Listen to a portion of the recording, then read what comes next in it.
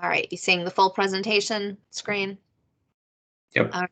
Yep. So this slide deck, and thank you for recording. So let's see. This slide deck, the link was emailed 2 days ago. So if you want to pull it up on your own and be able to access the slides and links, that would be great because we don't have access to the chat anymore. Good morning, Craig. Good morning. How are you? Good. How are you? I'm doing good. Actually, yeah. So pull up the slide deck if you can. It was emailed out a couple days ago, the link. Otherwise, you can just watch, and we do have David and Brianne can take notes if you have something you want to share that you can't enter in. The first slide has the meeting, well, the meeting link, slide link, the equity screening tool, a feedback survey that we always have. We're always looking for any input if you'd like to share. And then this new volunteer survey for the next launch of the engagement period. We're looking for more help. The working group meetings are winding down. We just have a couple more. But if you would like to stay more engaged in the outreach and engagement, please click on the survey and you can do it at any time, but we won't last the full. I think I put an hour and a half on your calendars, and yesterday Buildings and Energy was only an hour. So depending on how much discussion we have, this won't be a very long meeting, but please do fill out that survey. The second slide is the Q&A slide. As I said, we don't have access to chat. So if you do want to type something in, share some resource, or just flag some idea or event, please put it in there. And just want to welcome you back. Happy New Year. It's good to see everybody. And we do have some new folks on the call today. And it's been a while since we met before the holidays. So y'all are such a great group. I would love to do a quick go around, and I'll just call on your name if you want to say who you are and what you represent. And if you do want to rename yourself to your name and organization, that's always helpful too. But I'm just gonna go by my list, and you can introduce yourself. So Brianne and then David. Hey everybody, for anyone who I have not worked with before, I'm Brianne Fisher, and I'm the Sustainability Coordinator with the Office of Sustainability. Along with Dawn and David, I'm helping with everything RVAgreen 2050, including facilitating some of our other working groups on the topics of environment and community. And hey everyone, my name is David. Nice to see most of the names I recognize. So hope you've been well. I've been interning with the city for over 1.5 years now, just helping out where needed, but mostly around these working groups. So good to see you all again. Great. And we have a new Bonner Scholar starting with our office. So Craig, do you want to introduce yourself? Hello, yeah, I'm Craig. I'm the newest intern at the City of Richmond through the Bonner Scholar program at University of Richmond. I'm a first year at Richmond, and I'm super excited to join the team. Awesome. Thanks for joining us today. And Brendan? Hey, good morning. My name is Brendan. I am a second year master's student at VCU. I'm doing my professional plan on composting here in Richmond. And I've been working with Katrina and by proximity Torrance, who's here, and Kate Rivara with Parks and Rec a bit. So yeah, I'm excited to be here. Excited to see everyone. Awesome. Thanks for joining us. And how about our co-chairs, Priscilla and Jason? I think Priscilla's frozen. She's Hi. frozen. So my ADE made me click a button and anyway, hi. I'm Priscilla Wright, Parks, Recreation and Community Facilities, special events and all types of stuff. And I missed you guys. Hello, everyone. Aw, it's good to see you. And I love how you're frozen.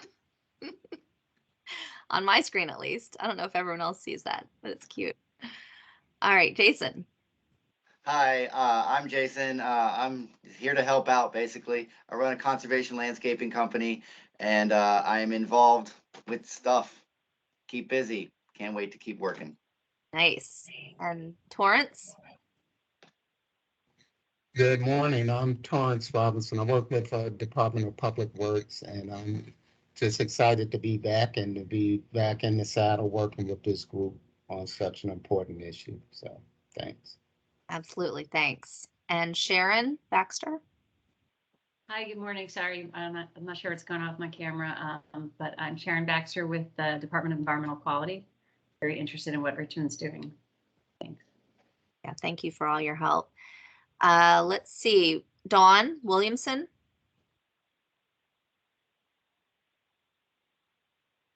She stepped away. She's been on the working group for a while. Great advocate. Couple of new names. Emily Mora, would you like to introduce yourself? Sure, yeah. My name's Emily. I'm a field organizer with Climate Action Virginia, which is a project of Virginia League of Conservation Voters. So we worked with this office before on a different event, and we just got really interested in what y'all are doing.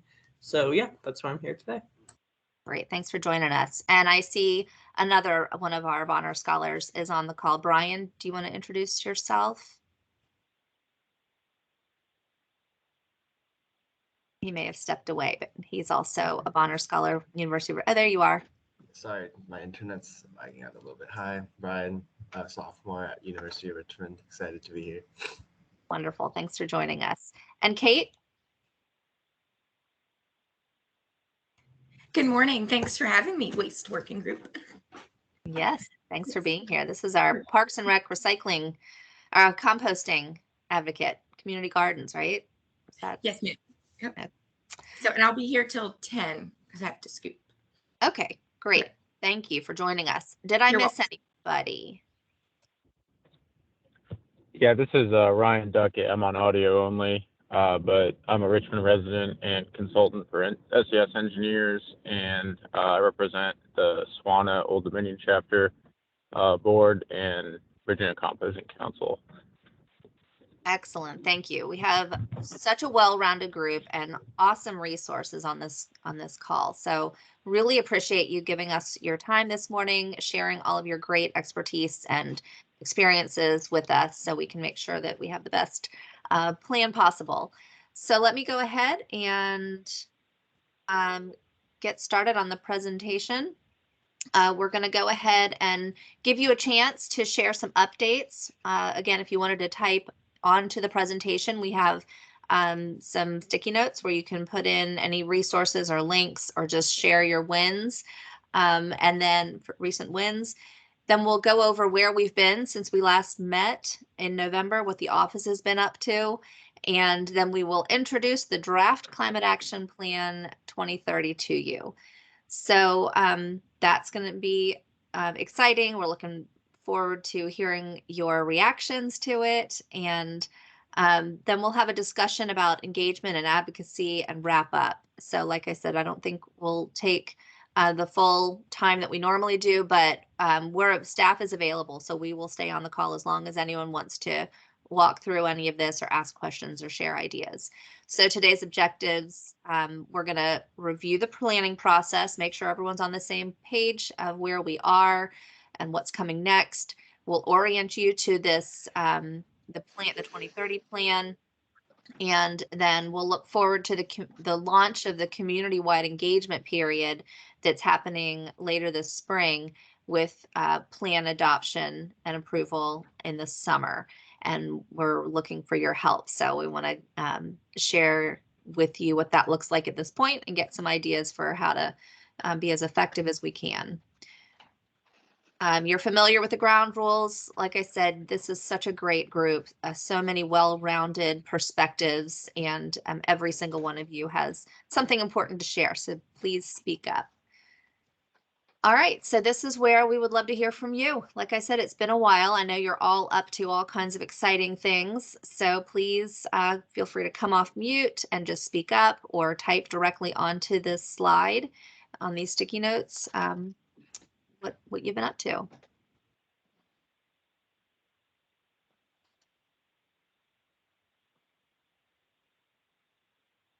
That's a big blanketed ask. Can you narrow that down a little bit for me? Because in my mind, you're going to be like, why is Priscilla talking about, I don't know, parade routes? Well, if they have to do with equitable climate action and resilience, we'd love to hear what the parade routes are all about. Maybe while you're thinking, Kate could talk about the composting pilot project. I love to talk about that. Thank you. So the city of Richmond has received a USDA grant. So we're going to be getting $90,000 over the next this year, next year, to launch a composting pilot. So we're really excited to be cycling organics in the Parks Department with our partnership with the Department of Public Works. So we're going to have drop-off stations located at community gardens and some other community partners. We actually have 4 public libraries involved, and some other community organizations like Studio 23 and Scott's Edition will be our drop-off over there. So yeah, we're going to be kind of doing, I guess, a medium size where, you know, you've got backyard composting, you have some community garden composting, which works well some places, but we found that some community gardens had more food scraps than they could handle. So we're going to be taking stuff into this medium-sized scale and actually building windrows, and so fairly sizable heaps that should digest into beautiful compost. So we're going to be bringing those back to the community gardens and our other partners, and hopefully we'll have so much abundance of rich compost, we'll get to green all kinds of city projects. And then, you know, we've got some training and workforce components. We're collaborating with Parks Workforce Development Team. So, you know, we're going to be learning how to use skid steers and just the importance of, you know, building soil health, as well as having some opportunities for the community to learn more about compost, and hopefully, you know, take a bucket away. So anyway, things are exciting. We'll be launching this spring. You know, the back end stuff takes a while. So, you know, working on getting that first check from USDA, and we'll be rolling soon. So Fantastic. Thank you so much. And, You're you know, welcome. you all know that this is one of our strategies to get this going. So we're ahead of the curve here, and we'll be excited to, you know, tracking and reporting on all of the great success. So thank you. You're welcome. Any other wins that folks want to share?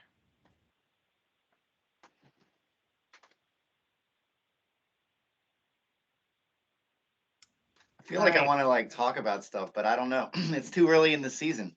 Yeah. Okay. The more people who hire me, the more that everybody wins. There you go. I like it. I like it. Well, it's also first thing in the morning, so I'll give you guys a break. And towards the end, if you have something you want to share, please speak up. Hey, Dawn.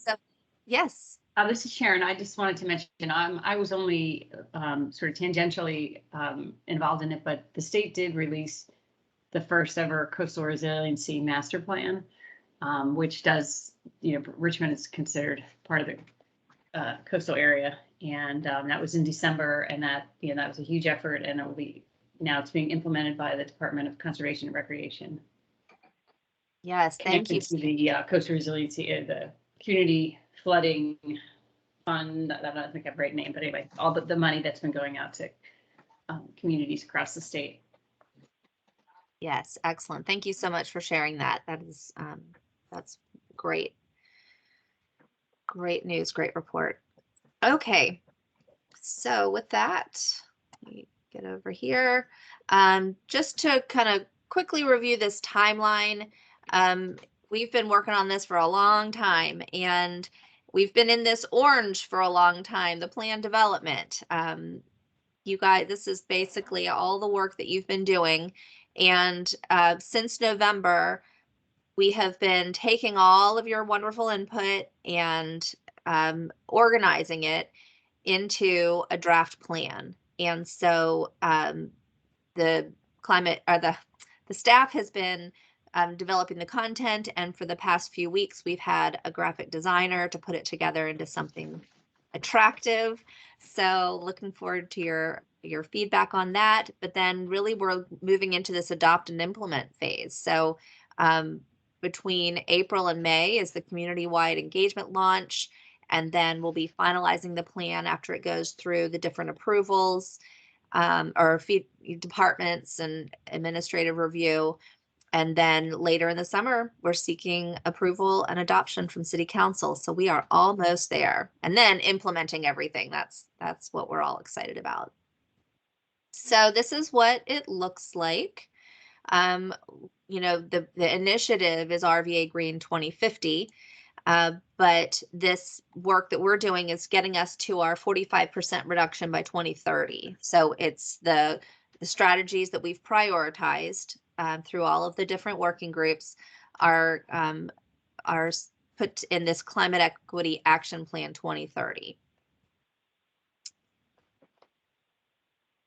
So here's the table of contents. We put together lots of background. It is a long document, as most of these plans are, but I hope you'll find that it's actually very reader friendly. And the reason we have so many sections is so that we've documented everything and we've set the stage for why this is important, but also for grant writers and other staff to get up to speed, or other organizations. It's really just a very comprehensive knowledge share. So we go through all the background and the planning process. And then this section 7 is really the action plan. That's the strategies that the pathways have developed. And then at the end, I will be sharing with you what the, so you're the waste and reduction recovery pathway. And then, the accountability and measuring progress is new, and acting on our shared responsibility is new. So I'll be going over that with you after I introduce the plan itself. All right, so just as a reminder of the work that you guys have developed, and for those of you who are new to this group, we are the Waste Reduction and Recovery Pathway, and we developed 4 objectives, and each of those objectives has a number of strategies. So the first objective is leading by example and modeling zero waste strategies in all municipal operations, with a couple of strategies and actions underneath. The second one is encouraging community waste reduction by equitably prioritizing a circular economy. And so that gets at more of the kind of long-term, bigger picture waste reduction efforts. And then the third one is develop and implement a comprehensive and equitable citywide composting plan with all of the different sectors and all of the different elements that will build on each other. And as Kate introduced, we've already started on that one, so that's great. And then the fourth objective is ensuring that policies and standards for waste generation and disposal reflect the community's priorities for an equitable, clean, and sustainable Richmond. So that's some public advocacy, updating construction disposal standards, and then transparency and environmental justice. So each of those breaks down a lot more, but I just wanted to remind you of where all that great work you did landed in terms of the objectives. So now I'm going to walk into the guide itself, or the strategy pages themselves. We have a page called Guide to the 2030 Action Plan. And again, this is a draft, so we're still kind of finalizing some layouts and orientations and, trying to make this as user-friendly as possible. But this is the page that's going to have the key to all the symbols and sections of the strategy pages. So this is what it looks like when you open up an objective page. It'll have the outcomes and strategies first, and then you go into a page per strategy next. Underneath is where we have the keys. So what the actions are, those are all those what we were calling subcomponents of the strategies. They're actions, specific steps. The city steward is going to be the City of Richmond department that is going to be the champion for that action. And so each of the departments will be reviewing. This page is from the energy pathway. So for example, converting all city-owned streetlights to LED, the city steward is Public Utilities Street Lighting Division. But it will involve lots of other implementation partners to do it, to focus on equitable, resilient efforts like we've discussed in our pathway. So that the status is whether it's ongoing or ready to go or requires city action. That's what the thumbs up and the check mark and the X are all about. LEDs are already being replaced, so that one's underway. The cost has a range, and this is between now and 2030. Is it going to be under $1 million? Is it between 1 and 50 million, or is it over 50 million? These are just ballpark estimates based on our own research and best practices and what other cities have spent on these kinds of initiatives, but just to kind of get a ballpark of the dollar ranges. And then the time frames, there's a near and a far term. So if it's needs to be budgeted and implemented sooner than later, it's going to be the 2022 to 2025 timeframe.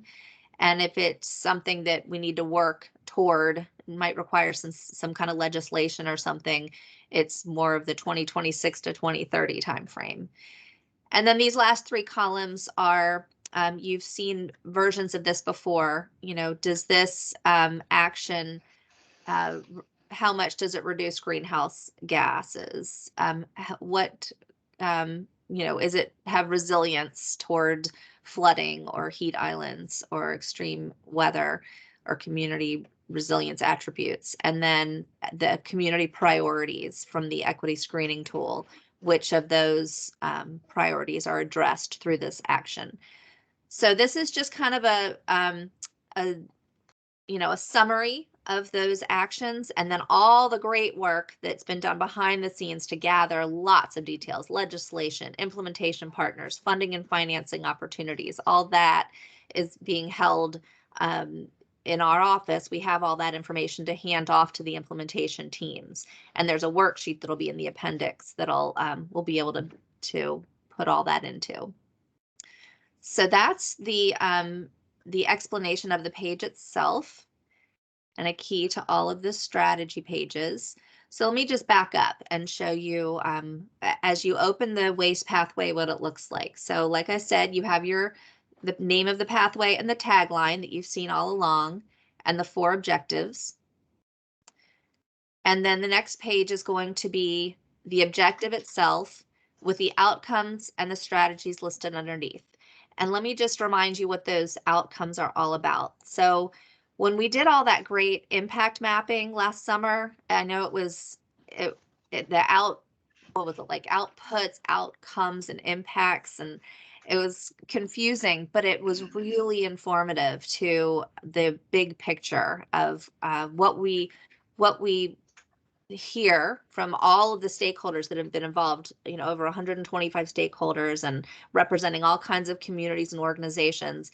They want to see an advanced green economy at the end of this. They want to see cleaner and more efficient buildings, a climate ready community, engaged and involved community, improved air quality, increased flood resilience, increased heat resilience, increased support for climate action and resilience, less landfill waste, lower greenhouse gas emissions, and more green space and trees. So this page is showing you that that objective, leading by example in municipal operations, is going to lead to the highlighted outcomes on this page. And there are 12 of them, 12 outcomes in all. And I'll show you later how we're measuring those, but they are going to inform the big picture. Brianne, did you want to say I need to advance the slide. Sorry. It's just showing the objectives still. There you go. Oh, that's funny. So this is the objective slide, and then this one is objective and outcome slide. Yes. Huh. Yeah, it didn't advance on your end. Okay, sorry. Well, so I was going through all these outcomes, and I'll go over them a little more detail when I talk about the indicators. But this is the objective page with the strategies and outcomes. And then next, do you see the next slide? I just advanced it. Yes. Okay. Okay, this is the strategy page. Are you seeing that? Yeah. Mm-hmm. Okay. Okay, so this objective overview page then leads to the strategy pages.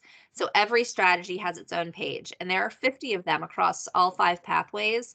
And so that's part of why it is thicker document because it's a lot of great information, but it's very reader friendly, and I'm going to break down what this looks like. But again, just to orient you to the strategy page, we have the strategy name and the explanation, the strategy language itself, the context. At our last meeting, you'll remember that we walked through a mock public hearing where you could comment on why the strategy is important. And so we've taken all that input and to turn it into context. So when someone opens up zero waste practices and they don't really know what that means, they can understand a little more here why that's important. So then we had a couple of actions under that strategy. Aligning city operations with Executive Order 77 will require some city action. So that's why it has an X. Like, we have some work to do before we can launch that, which is why the time frame's a little later. Procurement is going to be the steward of that. And it's a minimal cost because it's really just staff time and some training. So greenhouse gas emissions, potentially low because our city operations are not the biggest part of our carbon footprint when you're comparing it to other strategies. But of course, within the waste pathway, that's an important one. Okay, so that's the strategy page. Let's see if I missed anything. I just want to say one more thing about this. So this is the PDF version of the plan. There's also going to be a web version, and maybe Brianne could speak to what that might look like. Sure. So the, as Dawn said, this is a long document. We know that for probably the average Richmond resident, they don't want to dive into 180 pages of a climate action and resilience plan like some of us do. So simultaneously to creating this document, we are creating an interactive web platform that will allow people to more easily and more quickly access the information that is relevant to them. So it will be based around the 12 outcomes that we've been working on over the last few months with you all. So someone could enter this web platform for RVAgreen 2050 and say, I am interested in improved air quality. And that would lead them into additional content that describes the various RVAgreen 2050 objectives that support that outcome, how we're measuring the outcome, and how they can get involved in actions to support that outcome as well. So we will have that ready as we launch the community engagement for this plan in some aspect, but wanted to let you know that that is something we're working on as well. Great, thank you. Okay, so any questions on what you've seen so far? Okay, great. So now I'm going to talk about accountability and measuring progress, because that is just as or more important than the strategies themselves, right? Like, getting them all written up is nice, but we need to make sure that we're actually implementing them and that we can measure the success of our efforts. So how do we make sure that this actually happens, and what does that look like? Well, I told you about the outcomes. The 12 outcomes are this is 2 tables of the outcomes. And then the next column are these indicators. So again, going back to some of our previous working group meetings, we talked about how do we measure some of these things, and the impact mapping led to this, as well as a lot of looking at what kind of resources we already have, what are we already measuring, what's easy to get. We will have to make sure that this is information that is actually accessible, and all of this, of course, we want this to be a successful plan. So each outcome has 2 indicators. If we go to the less landfill waste outcome, the first indicator is total waste going to the landfill in tons.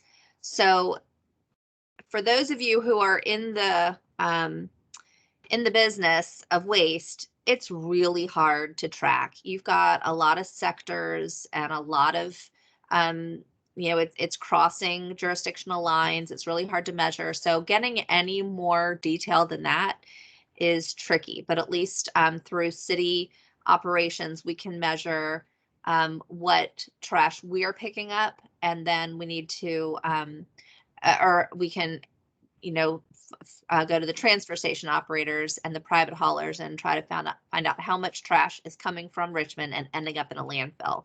So if we can capture that, then we'll be able to track over time. Hopefully it's going to be less and less as we work towards zero waste. And then we thought, okay, so that's great, but this is an equitable climate action plan. So what could we measure that would get at that equity, an indication of equity? So that is percentage of households that have access to curbside and on-site recycling services by census tract. And if you're familiar with our climate equity index, we're able to look at climate, all kinds of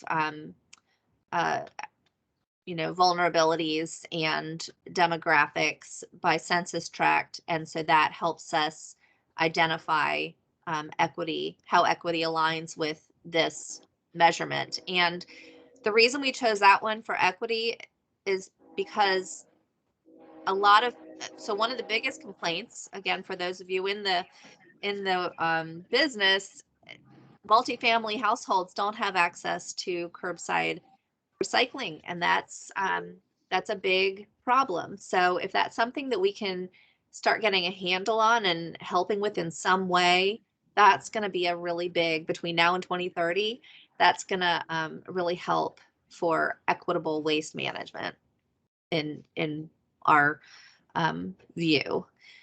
So that's what the outcomes and indicators look like. Again, had to make sure that the information's accessible, something we can get our hands on, something that's not too overwhelming, that we would be able to report on a regular basis. So that's where that landed. This will be, this will come out in our reports that will probably every, I think 2 years for the most part, we'll be reporting on these numbers. Okay, and then the next is how do we make sure that we're actually sharing accountability of all of those indicators and outcomes? Well, this I'm going to show you a framework that our office developed, looking at lots of other models and best practices out there. And this is a really important component of the plan. It's being very purposeful in what this is all about and committing to a number of actions. So regularly evaluating our plan and the progress toward the goals, being transparent, instilling a culture of improvement. As you know, this whole process, we have been learning as we go. It's been very iterative. We want to make sure that we're receiving your input and feedback, and we're reacting and responding to it in a meaningful, effective way. Building those trusting relationships. This is not a city-owned plan. This is a community-owned plan. So we want to make sure that we're shoulder to shoulder. We're all in this together and recognize that we're committing this, or all making a commitment to each other. And then institutionalizing sustainability in city government means that this isn't just language that we're going to add on to priorities. This is really going to become part of the backbone of city government here in Richmond. So one way that we've already done that, or the city has already done that, if you haven't heard, is that the Office of Sustainability has been a program under the operations portfolio since it was founded 10 years ago. And as of July 1st, we are now an official department that is going to be in the community development portfolio. And we're already seeing the advantages of that in terms of being elevated in priorities and resource and capacity. So that's really exciting. So that's what this framework is all about. And, you know, again, it's helping to answer these questions. Are we on track toward equitable implementation of the initiative? And who is responsible for what as part of that implementation? And the we is all Richmonders, all sectors. Okay, so this is what the framework looks like. it has these, we broke down the process into these 5 components of the circle to identify who is responsible for which step and what they're responsible for. So everyone who's involved in this will have some component, will be involved somehow in this regular evaluation. And these are some of the ways of doing that. Transparency, culture of improvement, trusting relationships, and the institutionalizing sustainability. So this is what that looks like. Like I said, each stakeholder plays a role in ensuring that each commitment is upheld. And then here are the different who's.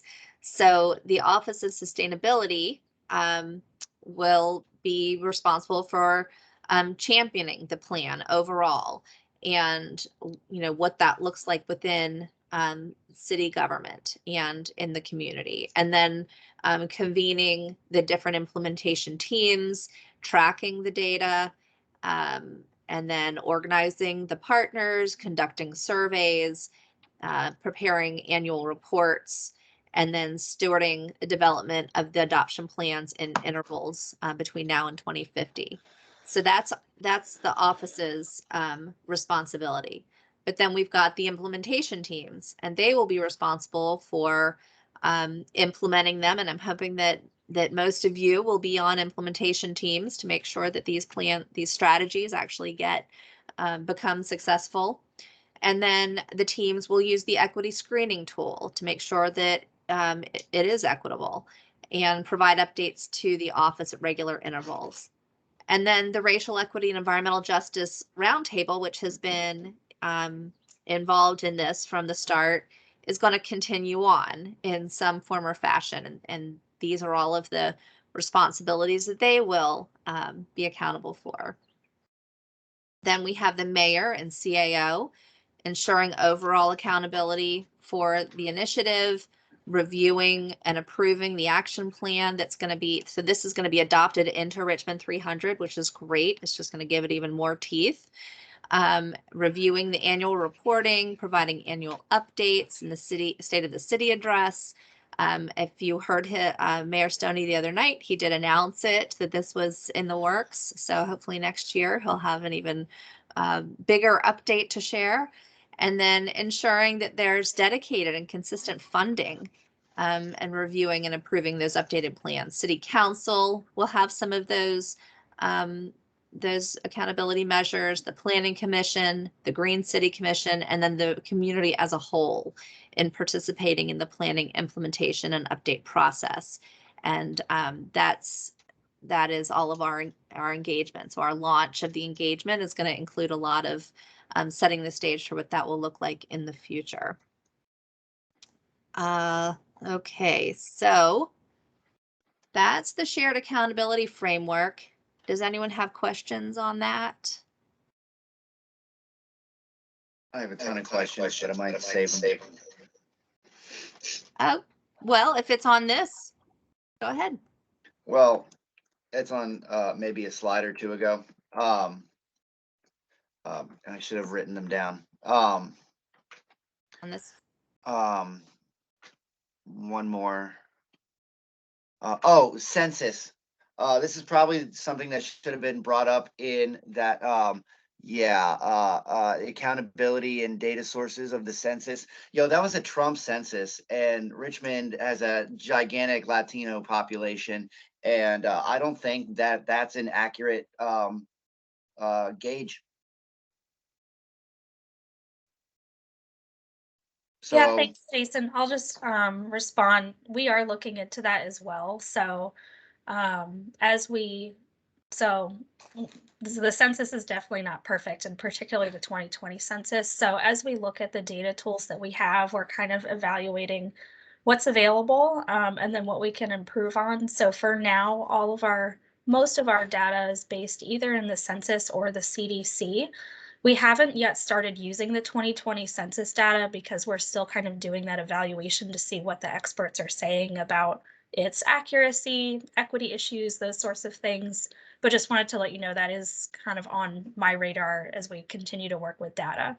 If you have, and then we are going to be doing our own data collection as well beginning next year. So around these different topics. So if you have any suggestions or anything, I'm totally open to them.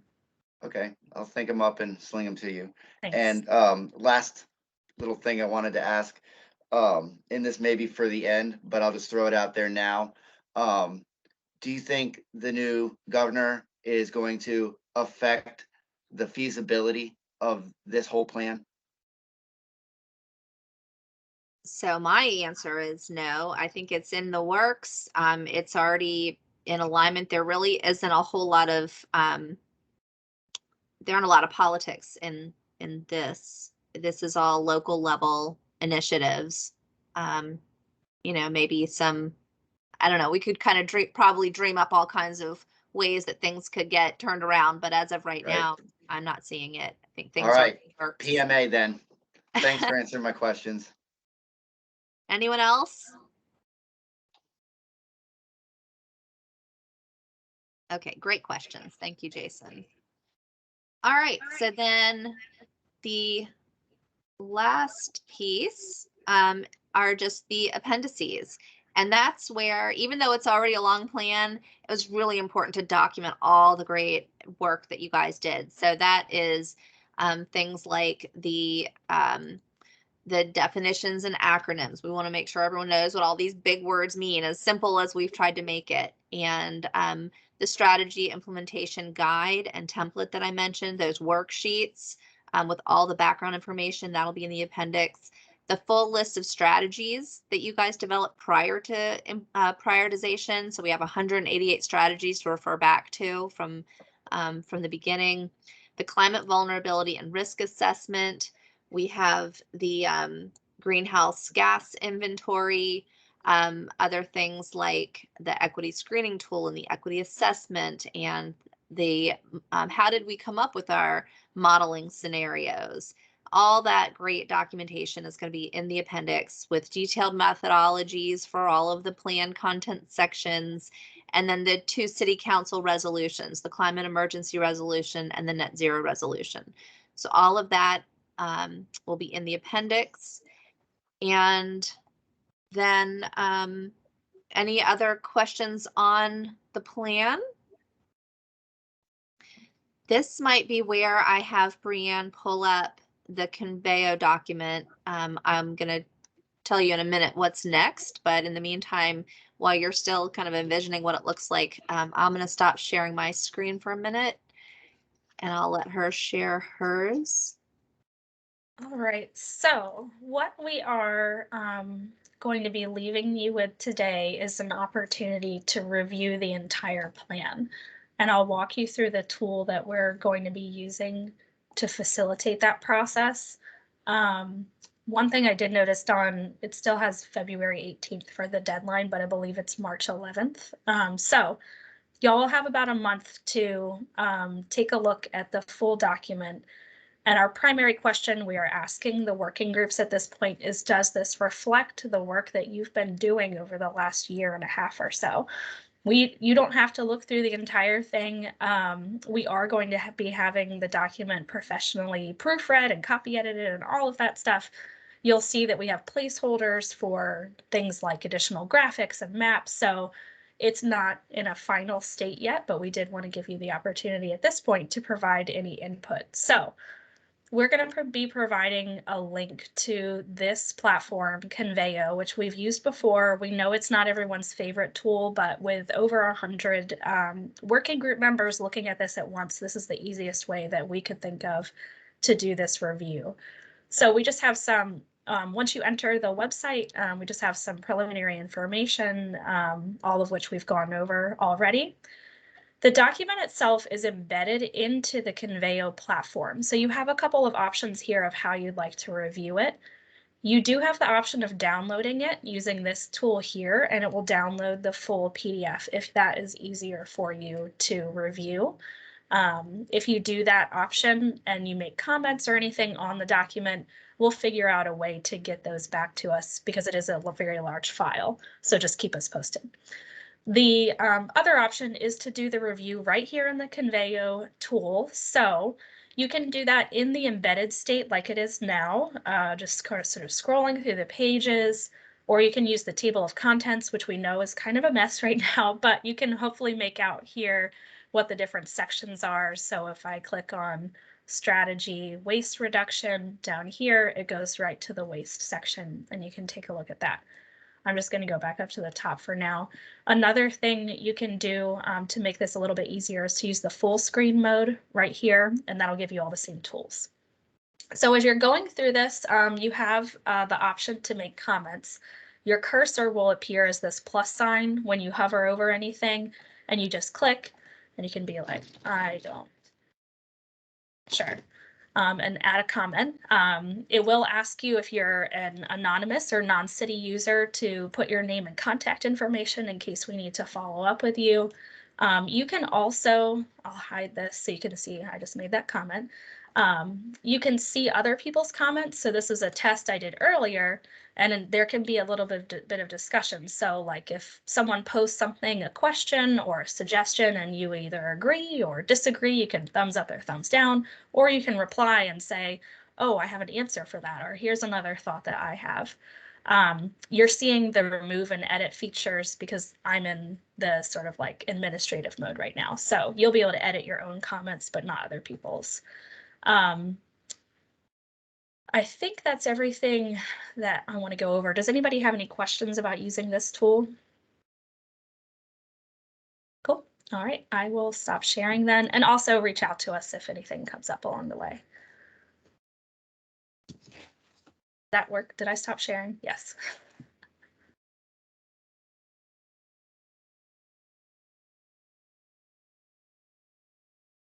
Oh, I'm sorry, I was muted. So that's what it looks like when we say to review the document. You can read through it all. You could just jump to the strategies, whatever you want to comment on. That's your opportunity to make sure that this does reflect your work. And I want you to feel ownership. And this is something that's really relevant and accessible. So if we don't hear from you, we'll assume that you love all of it and it's good to go. So that's going to be going on between now and March 11th. But the working groups and city staff will be looking at this and leadership within the city. So then once the Office of Sustainability goes through all those comments and makes any updates to the plan, then it will be ready for the final round of community-wide engagement, the launching of that. And so in terms of the community-wide engagement and beyond this spring, I want to kind of tell you what that looks like. So last year, the community engagement was all about, kind of opening this work up to the community, getting some feedback, and then closing it again so that we could then circle back with you guys and start prioritizing and combining and doing all of that good work.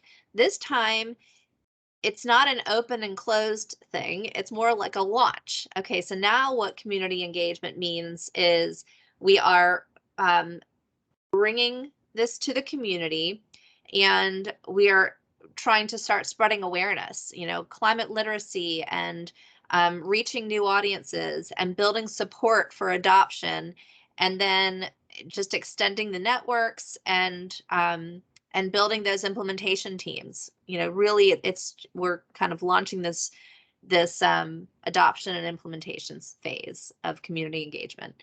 So at this point, would love to hear any general reflections or thoughts or questions about that. I would love to hear how you have been engaging with the community recently. Have you seen any methods that are more effective than others in this current paradigm we're living in? Do you have any events or programs that we could potentially align with in that April and May timeframe so we can extend our reach? How about, where should we put our energy as we keep an eye on advocating for adoption through City Council later in the summer, early fall? And then can you anticipate any potential hurdles or blind spots that we should address? And any questions or information that you would like us to ask during that engagement period if we put out a survey to the community? Are there, some kind of touch points that we should be collecting to bring back to the team? So I just kind of want to open it up and hear your thoughts. So I have a lot of things happening down at the market at 17th Street and starting in March. So I'll make sure I send that over to you because that'll be an opportunity to engage. And then in addition, we can put you in contact with, we have a ongoing love affair with a farmer's market, a larger one. And so there's a great opportunity there because there's a lot of foot traffic and there's a lot of opportunity to engage. So I will send that information over to you as well. And it's a part of their MOU that they have to allow us to do things like that. So it'll all fit itself together. Perfect. Hey, Elle. Hiya. I was just coming off camera to share my thoughts if that's okay. Sure. Yeah, I guess I'm curious, and what I'm thinking about is like running around in my head is as we're talking about advocacy for adoption, just for me watching the like really, for lack of like better phrasing, super anti-democratic like measures that were taken by city council to undermine the Richmond 300 plan that like was a huge community engagement push, like very similar in size and scope to this plan that ultimately ended up with a bunch of like of our electeds just deciding that they didn't like this one thing and then trashing it. And so I'm trying to figure out if there's any way to like package deal this in some sort of way where you can't piece out certain parts, or if we already have like a head count of how, because I know like it was like the climate emergency bill and things like that were passed unanimously. So there's no, like, I feel like there's less of a question about its ultimate adoption and more of a question of how much does it change within that process. And so I'm curious as to what y'all, or if that is part of the consideration now, if you just like think that as we're doing community outreach, are we like, and I don't know, this is just like my organizer brain going, but like, if it is like, if that data that you're collecting from folks in response, like in gaining comments for the draft, if that data is available for y'all to use to follow up with them later when it does approach city council and be like, hey, this is coming up. They're going to try to strip this. Like you commented on it this time, da, da, da, da. I just don't know whether or not you guys have that malleability with the data or whether it needs to be more specifically used because we don't want to mislead people. Those are just the things that are like immediately running around in my head because I'm afraid of like city council. We have some like really strong champions, some folks like Catherine Jordan that are willing to like do this stuff, but some that are not. So thank you so much for saying all of that, because those are excellent points. And I know that as we're developing our engagement plan, that those are important elements to consider. I will say that part of the reason that we are sharing this early with the mayor and CAO and council is to get so that that doesn't happen again. So that was taken into consideration. But Brianne, do you have anything else that you're thinking in response to Elle? Yeah, no, I think the exact same thoughts have passed through my head in the last like month or so. So we are definitely learning from the lessons of Richmond 300 and trying to be as purposeful as we can about that outreach, knowing that, things may happen differently. But to your second point, we actually started talking about this yesterday as well, as by not closing off the community engagement period by a certain like deadline with this review of like the plan, we can continue to gather community input on priorities so that we can be really specific about saying, hey, councilperson X, we have heard from X number of people in your district and they really support X, Y, and Z.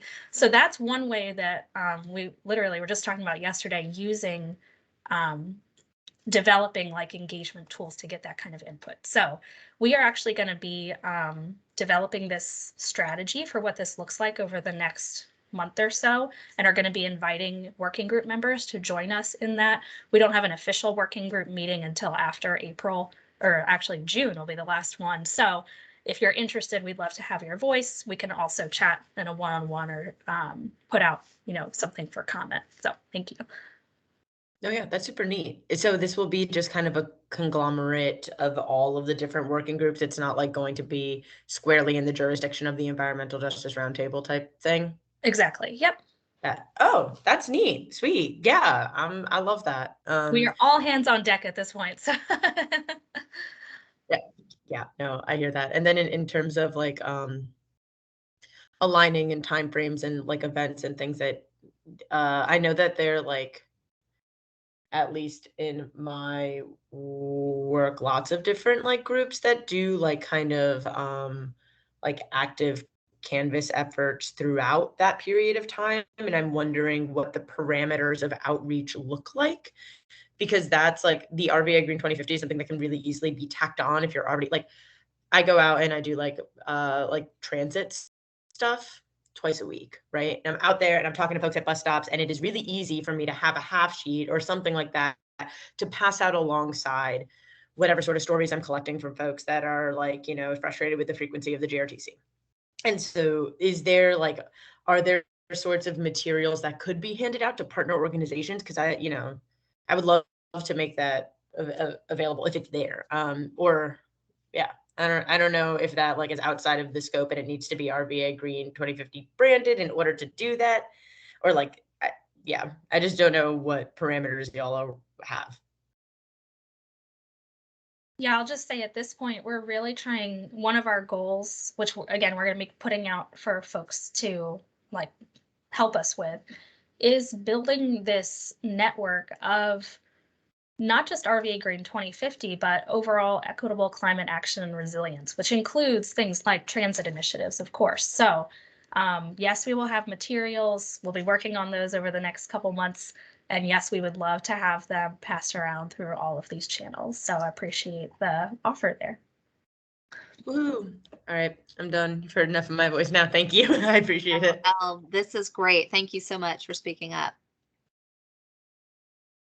And Don. Yo, I've got some engagement. So I'm with Native Plant Society, and without native plants, we're all gonna go kaput.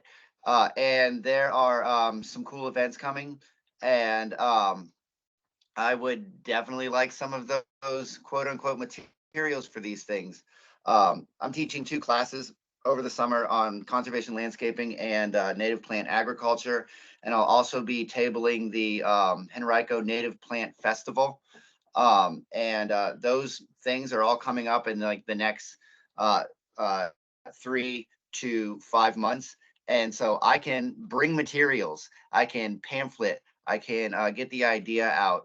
If there's a QR code, maybe people can scan so I don't have to like print stuff. Also, anything that I can physically hand out. People like bright pieces of paper. So just please keep me in your back pocket about that, because I've got an audience. Excellent. Thank you, Jason. Torrance, did you want to say something? Yeah, and I guess speaking along the similar lines, I wanted to just have an idea of how much of the engagement plan would speak to actionable items that are actually occurring now and occurring in the alongside with what in that, like the composting plan that may have started by then.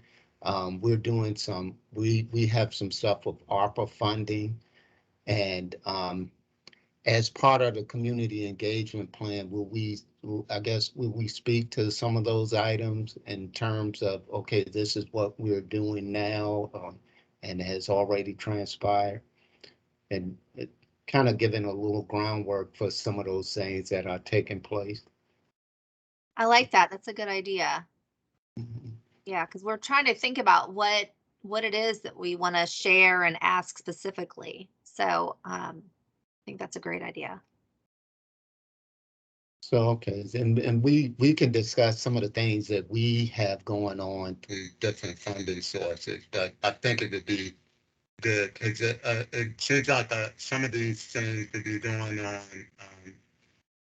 at the same time. I know Kate's got a, a she's got a plan for public information on the composting that may start very soon, and I think the city's going to put out some information regarding some of the funds that we'll be expending shortly, and a lot of those initiatives are geared towards some of these actionable items that we have in your in this plan. Yep. So, you know, I think and I guess what I'm saying too, if you're, and Brianna has mentioned it also, if it's looking citywide at things that are taking place, and if you're speaking on the same tone, then and if you're speaking with consistency throughout the city, then it'll help bring us into some of those other neighborhoods also, into some of those other communities. Yep. Yep. Great idea. I like it because part of what this engagement period or the launch of engagement is going to be getting people involved and understanding that they can be part of these teams. They can take personal action. You know, that's what this is all about. It's not one just, you know, we want to hear what you have to say and then we're going to hold that information. We want to hear what you have to say and then we want you to go share it with someone else and share it with someone else and be part of the long-term solution. So I love that as part of, you know, it's very energizing to know that stuff is already happening. Something an action they can take right away. So great ideas. Emily Morrow and I have talked a little bit about how she can help with her advocates. So definitely want to hear all of your great ideas. Each one of you has your own networks. And so there is a link in the presentation to a survey, and I'll also send out an email afterwards with that same survey. I mentioned it at the beginning, but this is really just looking for more of those ideas, looking for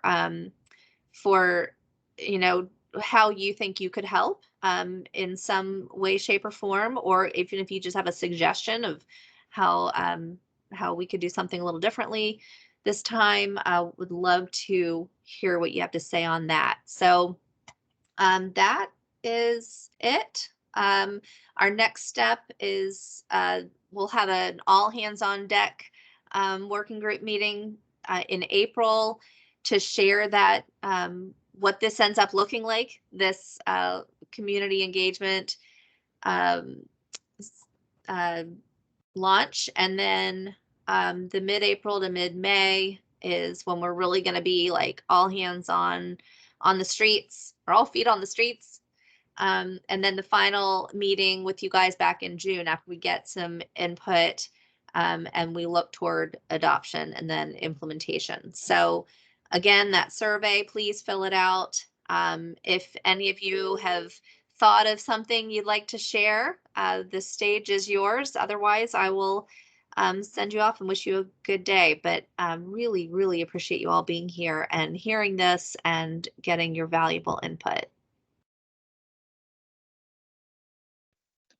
I'm sponsoring a community workday at Sankofa Orchard on tomorrow at 2. I knew you'd come up with something. Thanks, Jason. That's great. Anything else y'all want to share? Jason, is that on the Sankofa web or the Happily Natural website so we can No, share? because it's a I cleared it with everybody, but it's my group. Got it. Like Okay. a couple of friends of mine. We made an event on Facebook. You can find it on there. But yeah, it's just going to be clearing out invasives and building a hugelkultur. So anybody who's like really interested in learning that, 2 o'clock, Sankofa. Thanks. Thank you. Ryan, were you going to say something? Yeah, I was wondering where the new compost facility was going to be located. And secondly, if there'd be any interest, if the timing is right, International Compost Awareness Week is May 1st to 7th. And right now, not really sure what would be a good high profile type way to celebrate that. But if the unveiling of that facility or finalization, operational commencement, that happens around that time, it might be something to think about. And yeah, I'm just interested in the facility and its success for sure. Torrance or Katrina? Kate had to leave. The Kate's gonna, so the plan, is to have it's gonna be about 17 sites throughout the city. And we haven't decided on the actual location of, there'll be drop-off sites for citizens to take that too. And and we haven't decided upon the actual location of where the compost will be maintained. But and I think it's good to know Kate may be aware that I think we could parlay some sort of information or something into compost. Yeah, I think that's a good idea that we could piggyback off of that too during this. Priscilla, do you have any thoughts as our Parks and Rec events person? Community guard? Yes, I was glad Kate was on the call because she actually does do this stuff all the time. So we as always, we are just going to keep working with DPW and making sure that we are offering all types of options when we come to oh, I have a happy thing, which has nothing to really do with what I do here, but what I do other places. So one of the senior projects at Open High School, which is in Oregon Hill, was recycling. So they basically fundraised to get their the big recycling dumpster to come get picked up all the time. So they're still fundraising for that. So if you know somebody who wants to help them recycle, because they have now 20 cans in the building and 2 96-gallon ones, and they stay full because all the kids are bringing their recycling from home to make sure that Open is the place for recycling and composting and all of the amazing stuff that we do here. So see, look, I remembered something. That is really good to share. Those school kids are very important to the success of these strategies. So great. Thank you for bringing that up. Awesome. Thank you. Thank you. All right. Well, I'll be on the line if anyone wants to stay back and talk to us. Otherwise, have a great day and thanks again for your time. Really appreciate it. Thanks, everyone. Thank you. Thank you. Google Chrome is not responding.